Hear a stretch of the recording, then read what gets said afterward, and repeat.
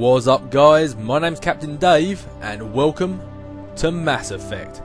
Now if you have never played, never seen, never watched, never even heard, or even if you have heard of the Mass Effect trilogy, I strongly suggest you pick up these games or watch these walkthroughs, because these games, this trilogy, is hands down my favourite trilogy of games I have ever played, and that's coming from a guy who can never pick his favourite of anything.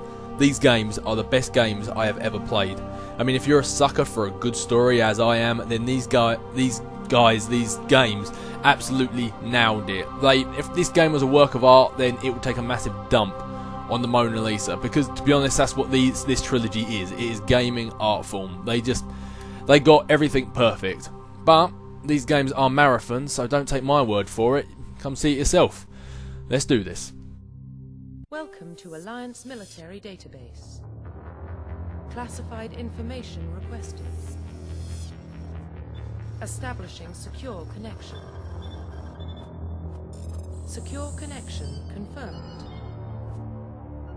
So, this is the beginning of our profile construction, which I think is quite good. It makes it seem like you're sort of importing it into a game, which I think is pretty nifty. We've got a standard John Shepard, just default. You can either sort of preload in one of your old games if you've already played it before, so you can be an absolute beast of a character, but we are starting with a new ID. What should we call ourselves? We are not going to be John Shepard, we're going to be a nice, plain and obvious Dave Shepard. Good old Dave Shepard. Please log in to access your profile. Dave Shepard, a name you can trust.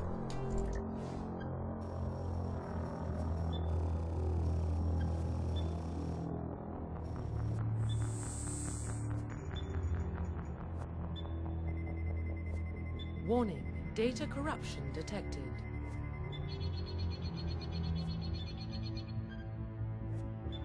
Please reconstruct profile. Confirm pre-service history. I think that's a nice touch how they make it seem like data corruption. That's why you've got to re-enter it all in again. I think that's pretty nifty. But anyway, this is the profile reconstruction. This is basically a back history for your character. You've got a spacer, which is both your parents were in the Alliance military. Your childhood was spent on ships and stations. They were transferred from posting to posting, never staying in one location for more than a few years. Following in your parents' footsteps, you enlisted at the age of 18. You got a colonist. You were born and raised in Mindor, I've pretty butchered that. A small bordering colony in the Attican Traverse. You were 16 when slavers raided Mindor, slaughtering your family and friends. You were saved by a passing Alliance patrol, and you enlisted with the military a few years later. Or you're Earthborn. You were an orphan raised on the streets of the great megatropolises covering Earth. You escaped the life of petty crime and the underworld gangs by enlisting with the Alliance military when you turned 18. So basically they all end up with you enlisting at 18. Normally everyone goes for a nice unique backstory, but I'm going to just make mine a well-rounded normal hero. He's going to be a spacer. Confirm psychological profile. And this is more sort of, again, not necessarily a backstory, but a basis of what your character's like. So you've got the sole survivor. This is during your service, a mission you were on went horribly wrong. Trapped in an extreme survival situation, you had to overcome physical torments and psychological stresses that would have broken most people. You survived where all those fell, and now you are alone to tell the tale. The war hero. Early in your military career, you found yourself facing an overwhelming enemy force. You risked your own life to save your fellow soldiers and defeated the enemy despite the impossible odds. Your bravery and heroism have earned you medals and recognition from the Alliance fleet. Or ruthless. Throughout your military career, you have held fast to one basic rule: get the job done. You've been called cold, calculating and brutal. Your reputation for ruthless efficiency makes your fellow soldiers wary of you, but when failure is not an option, the military always goes to you first. So basically, if you're going to go for the renegade option for this game, you want to go for ruthless, and you probably want to go to like Earthborn or something like that. But we're just going to make ourselves an all-round, happy-go-lucky superhero type guy. He's a spacer and he's a war hero. Dave Shepard. Confirm military specialization.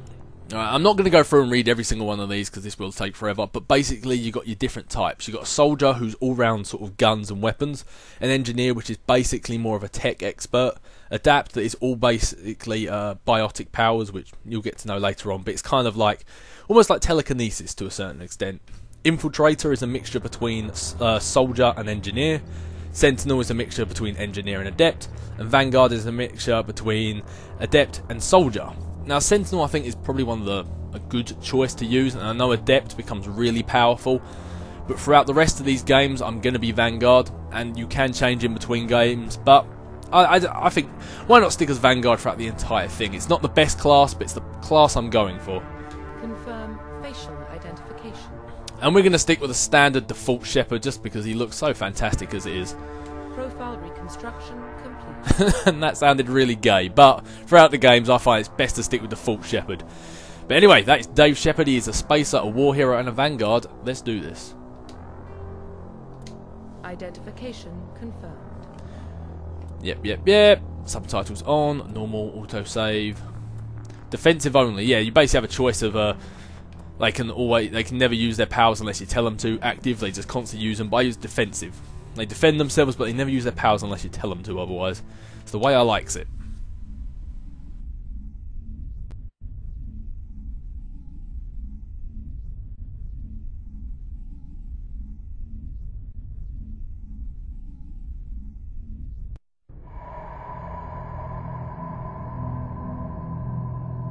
Well, what about Shepard? He's a spacer, lived aboard starships most of his life. Military service runs in the family. Both his parents were in the Navy. He proved himself during the Blitz. Held off enemy forces on the ground until reinforcements arrived. He's the only reason Elysium is still standing. We can't question his courage. Humanity needs a hero. And Shepard's the best we've got. I'll make the call.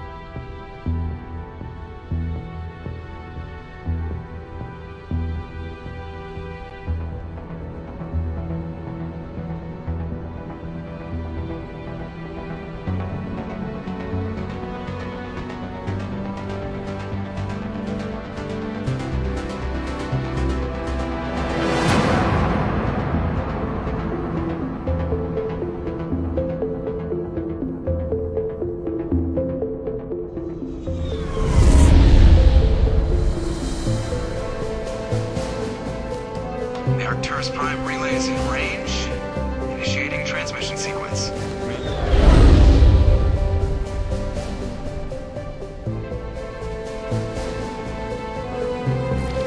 We are connected. Calculating transit mass and destination.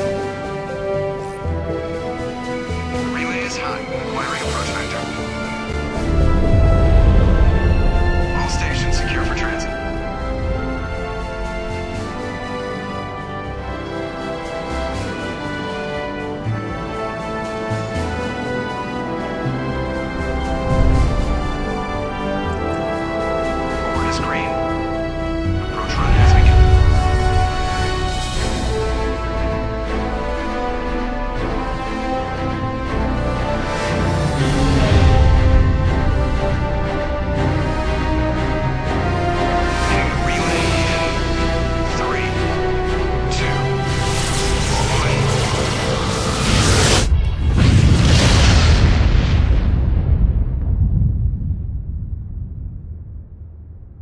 Thrusters, check. Navigation, check. Internal emissions sync engaged. All systems online. Drift, just under 1500K. 1500 is good. Your captain will be pleased. I hate that guy. Nihilus gave you a compliment. So you hate him. You remember to zip up your jumpsuit on the way out of the bathroom? That's good. I just jumped us halfway across the galaxy and hit a target the size of a pinhead. So that's incredible. Besides, Spectres are trouble. I don't like having them on board. Call me paranoid. You're paranoid.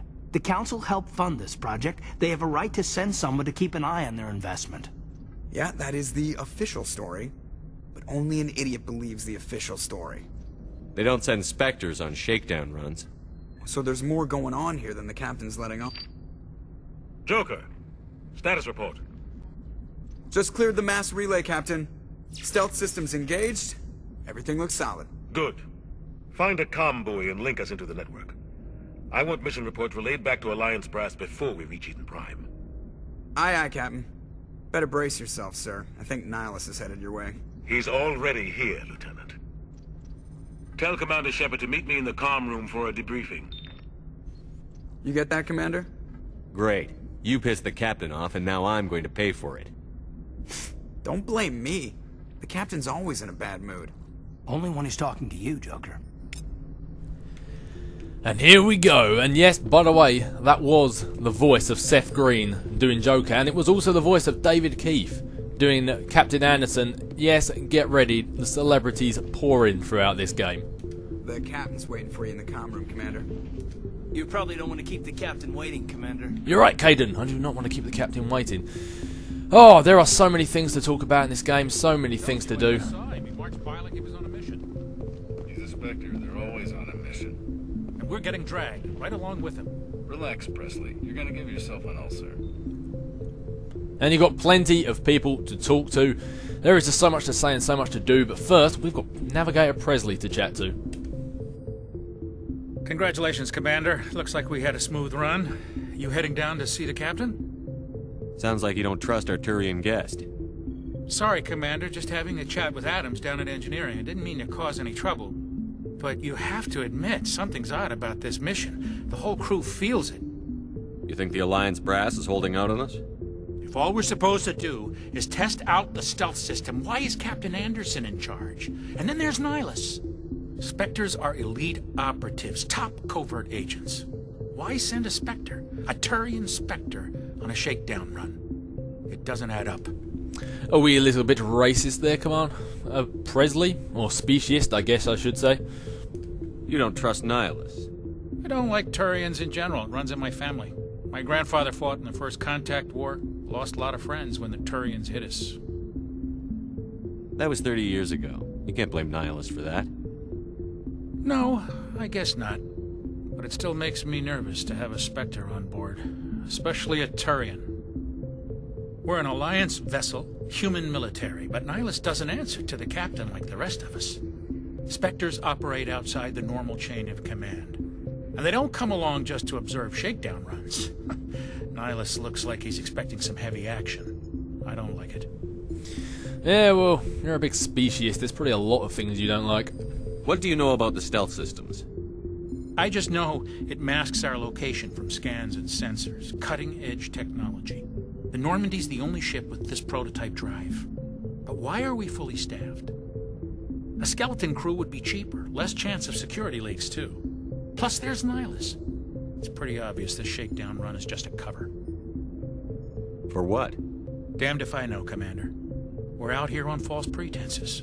I'm not a fan of being left in the dark. Well, I can agree with you on that one. If I'm going to be going into a mission, I'd like to know what's been going on. Do you have a problem with the captain? No, sir. But I can't figure out what he's doing here.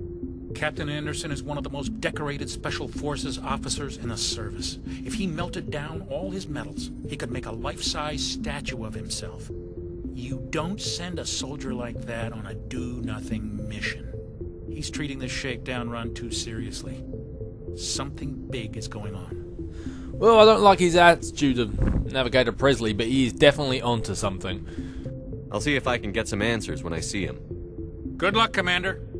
That's the attitude we're looking for. Now, as we're going out through this, there'll be many times I get codexes, and basically what a codex is it informs you of history, stuff that has gone on. Roughly 1,200. But I'm not going to sit there and play them all. So every now and then, if there's something I think you need to know, I'll just mention it. And when he was chatting about the First Contact War... It's not the kind of place Spectres visit. There's something Nihilus isn't telling us about this mission. That's crazy. The captain's in charge here. He wouldn't take orders from a Spectre. Not his choice, Doc. Spectres don't answer to anyone. They can do whatever they want. Kill anyone who gets in their way. Oh, you watch too many spy vids, Jenkins. I don't know, I think Jenkins is onto something there, Dr. Chuckwas. Yeah, but what he was mentioning earlier when he said about the First Contact War was the first species human met in the galaxy were the Turians, and then that sparked off the First Contact War, which was basically like a long war went on between humans and Turians before everything calmed down. But anyway, Dr. Chuckwas, what is up? What do you think, Commander? We won't be staying on Eden Prime too long, will we? I'm itching for some real action. I sincerely hope you're kidding, Corporal. Your real action usually ends with me patching up crew members in the infirmary. Only a fool goes looking for a fight, Corporal. Sorry, Commander, but this waiting's killing me. I've never been on a mission like this before, not one with a Spectre on board. Just treat this like every other assignment you've had and everything will work out. Easy for you to say. You proved yourself in the Blitz. Everybody knows what you can do. This is my big chance. I need to show the brass what I can do. You're young, Corporal. You have a long career ahead of you. Don't do something stupid to mess it up. Don't worry, sir. I'm not going to screw this up. So give us your thoughts on Nihilus there, Jenkins, you eager little pipsqueak. What can you tell me about Nihilus? Turians are generally well respected by the other species. Their fleet has more patrols protecting Citadel space than any other. They don't always get on well with us, though. Some people find them too rigid. Others still blame them for the First Contact War. As for Nihilus, I haven't said more than 2 words to him. He usually only speaks to the captain. I hope we get a chance to see him in action. I heard Nihilus took down an entire enemy platoon all by himself. What do you know about the Spectres? Only what I've heard. Spectre agents work directly for the Citadel Council. They usually work alone or in small groups. Spectres don't have any official power, though. Basically, they're a shadow organization with a mandate to preserve and protect galactic stability. Protect it at any cost. Don't forget that part. Spectres operate above the law. Kind of in a sense, if you want to look at it this way, they're kind of like superheroes. They work on the side of the law, but they do what they like. Why don't we have any of our own people in there? Spectres usually come from the Council races, like the Turians. We've been trying to get a human accepted into their ranks for years now. So far, it hasn't happened. Hey, Commander, you'd make a good Spectre. You're a war hero, right? Held off an entire enemy fleet during the Blitz single-handed? That's the kind of talent the Spectres are looking for. This is all just wild speculation. The Spectres aren't interested in recruiting humans, no matter how capable. You're from Eden Prime, aren't you, Jenkins? What's it like? It's very peaceful, Commander. They've been real careful with development, so you don't have any city noise or pollution. My parents lived on the outskirts of the colony. At night, I used to climb this big hill and stare across the fields back at the lights from the main settlement. It was gorgeous. But when I got older, I realized it was a little too calm and quiet for me. That's why I joined the Alliance. Even Paradise gets boring after a while. Alright, Jenkins, I didn't ask for a backstory, I just wanted to ask what the place was like. Any idea why Eden Prime was chosen as our destination? Not really sure, Commander. Eden Prime's one of our most stable colonies. Good place to take the Normandy for a shakedown run, I guess. No real danger there. There's gotta be something else going on. We've got a Spectre on board. That's why I'm so wound up. I can't wait for the real mission to start. The captain's waiting for me. Goodbye, Commander. Goodbye. But anyway, anything you really need to know you can find out by investigating, like that sort of stuff there. But anyway, let's get this on. I have a Spectre waiting for me.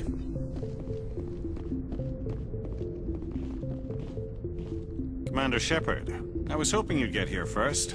It will give us a chance to talk. The captain said he'd meet me here. He's on his way. I'm interested in this world we're going to, Eden Prime. I've heard it's quite beautiful. Yeah, so Jenkins says. They say it's a paradise. Yes, a paradise. Serene, tranquil, safe. Eden Prime has become something of a symbol for your people, hasn't it? Proof that humanity can not only establish colonies across the galaxy, but also protect them. But how safe is it really? Do you know something? Your people are still newcomers, Shepard. The galaxy can be a very dangerous place. Is the Alliance truly ready for this? I think it's about time we told the commander what's really going on. This mission is far more than a simple shakedown run. Joker was right. I already figured that out. We're making a covert pickup on Eden Prime. That's why we needed the stealth systems operational. There must be a reason you didn't tell me about this, sir. This comes down from the top, Commander. Information strictly on a need-to-know basis. A research team on Eden Prime unearthed some kind of beacon during an excavation. It was Prothean. I thought the Protheans vanished 50,000 years ago. Their legacy still remains. The mass relays, the Citadel, our ship drives. It's all based on Prothean technology. This is big, Shepard. The last time humanity made a discovery like this, it jumped our technology forward 200 years. But Eden Prime doesn't have the facilities to handle something like this. We need to bring the beacon back to the Citadel for proper study. Obviously, this goes beyond mere human interests, Commander. This discovery could affect every species in Council space. Why didn't we keep the beacon for ourselves? You humans don't have the best reputation. Some species see you as selfish, too unpredictable, too independent, even dangerous. Sharing that beacon will improve relations with the Council. Plus, we need their scientific expertise. They know more about the Protheans than we do. The beacon's not the only reason I'm here, Shepard. Nihilus wants to see you in action, Commander. He's here to evaluate you. Oh yeah? See something you like, Nihilus, speak up. Unfortunately, I don't swing that way. I'm not into the Taurians. Guess that explains why I bump into him every time I turn around. The Alliance has been pushing for this for a long time. Humanity wants a larger role in shaping interstellar policy. We want more say with the Citadel Council. The Spectres represent the Council's power and authority. If they accept a human into their ranks, it shows how far the Alliance has come. You held off an enemy assault during the Blitz single-handed. You showed not only courage, but also incredible skill. That's why I put your name forward as a candidate for the Spectres. Oh, Nihilus, I'm touched. He really is coming on to me. Why would a Turian want a human in the Spectres? Not all Turians resent humanity. Some of us see the potential of your species. We see what you have to offer to the rest of the galaxy, and to the Spectres. We are an elite group. It's rare to find an individual with the skills we seek. I don't care that you're human, Shepard. I only care that you can do the job. I assume this is good for the Alliance. Earth needs this, Shepard. We're counting on you. I need to see your skills for myself, Commander. Eden Prime will be the first of several missions together. You'll be in charge of the ground team. Secure the beacon and get it onto the ship ASAP. Nihilus will accompany you to observe the mission. Ah, so we're going to become perfect bosom buddies there, Nihilus. I look forward to it. But anyway, let's get a bit of backstory on what's going on in the galaxy. What do you know about the Protheans? Just what they taught us in school. They were a technologically advanced species that ruled the galaxy 50,000 years ago. Then they vanished. Nobody really knows how or why, though I've heard plenty of theories. But everyone agrees, galactic civilization wouldn't exist without them. Their citadel is the very heart of galactic society, and without their mass relays, interstellar travel would be impossible. We all owe the Protheans a great debt. I'd like to know more about Eden Prime before we touch down. It's a peaceful farming world, but it represents something much bigger. Eden Prime is one of our oldest and most successful colonies. It proved we were ready to face the challenges of settling new worlds, to forge a place for humanity beyond Earth. It symbolizes humanity's growth and evolution as a spacefaring species. And after this, it will be known as the world where humans made a discovery of galactic importance. And I like how humans throughout this entire game are always seen as almost like a second-class citizens. For once, humans aren't being put on top, and I think that's a really good approach for the game to take. Why is this beacon so important? All advanced galactic civilization is based on Prothean technology, even yours.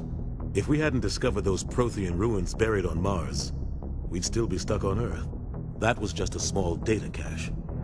Who knows what we can learn from this beacon? What if it's a weapons archive?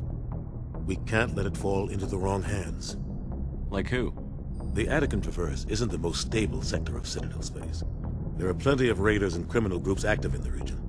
They might figure a Prothean beacon is worth the risk of attacking an Alliance ship. Plus, Eden Prime is right on the border of the Terminus systems. The Attican Traverse is under Citadel protection. If the Terminus systems attack, it's an act of war. Technically, yes. But some of the species in the Terminus might be willing to start a war over this. The last thing the Council wants is to get dragged into a major conflict with the Terminus systems. We have to keep this low-key. Okie pokey, mum's the word. Let's do this. Just give the word, Captain. We should be getting close to Eden. Captain, we got a problem. What's wrong, Joker? Transmission from Eden Prime, sir. You better see this. Bring it up on screen.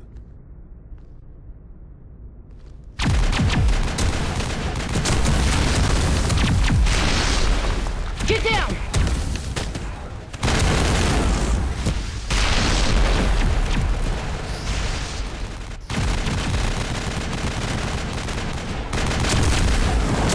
We are under attack, taking heavy casualties! We can't get evac! They came out of nowhere! We need...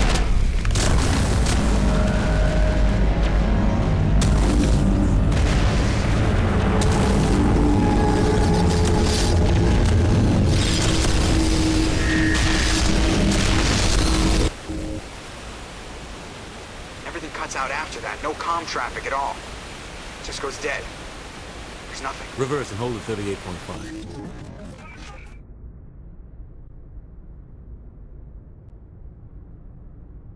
Status report.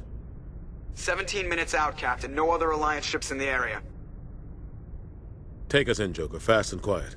This mission just got a lot more complicated. A small strike team can move quickly, without drawing attention. It's our best chance to secure the beacon. Grab your gear and meet us in the cargo hold. Tell Alenko and Jenkins to suit up, Commander. You're going in.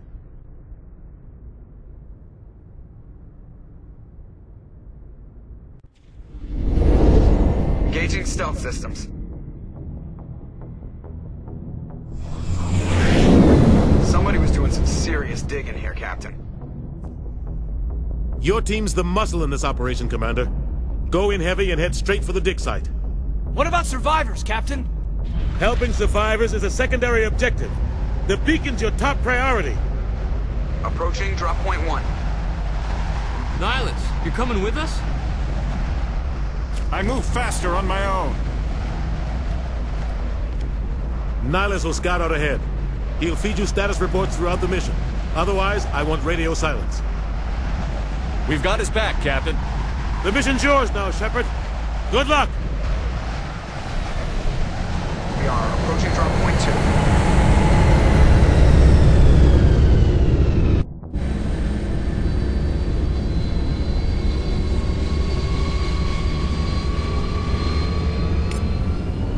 2. Ship perimeter secure, Commander.